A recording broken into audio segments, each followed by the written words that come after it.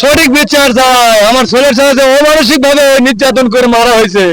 এত ছোট বাচ্চা, তার সাথে কি এমন থাকতে পারে? এই বাচ্চাটাকে মারিতে এই জন্য সবার কাছে আনে।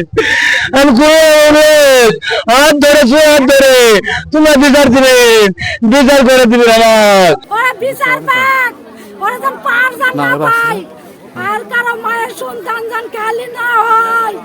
এরা দেশবাসীর কাছে অনুরোধ করছি, তারা যেন এক কাজ করে বাড়িঘর সমান হয়ে যান যায়।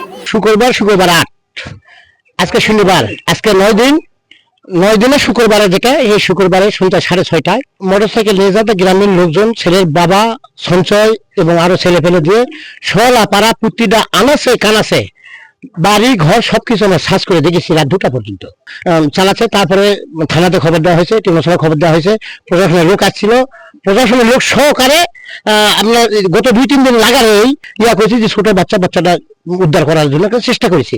কিন্তু আজকে 11:30টায় লাশটা শিয়াল টানে তুলেছে, একটা জোলা আছে, সেই জোলাতে বাচ্চাকে মারে খুশি তুলছে।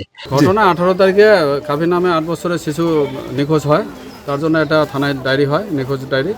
সেই ডায়েরি সংক্রান্তে আমরা খোঁজখবর নিতে থাকি, আমাদের তদন্ত অব্যাহত আছে। আজকে 12টা অনুমান 12টা কত মিনিটে জানে এক মহিলা হাবিবা নামে, ওই যে ভিতর বাড়ির নামে পুকুরের ধারে লাশের গন্ধ পায়। এই গন্ধ পেয়ে সে বাড়ির আশেপাশের লোকজনকে ডাকে, সবাই দেখে, তারপরে ওই নিখোঁজ ছেলেটির সেই ছেলে শনাক্ত হয়। আমরা দ্রুত সংবাদ পেয়ে ঘটনাস্থলে আসি, আমাদের চেষ্টা অব্যাহত আছে।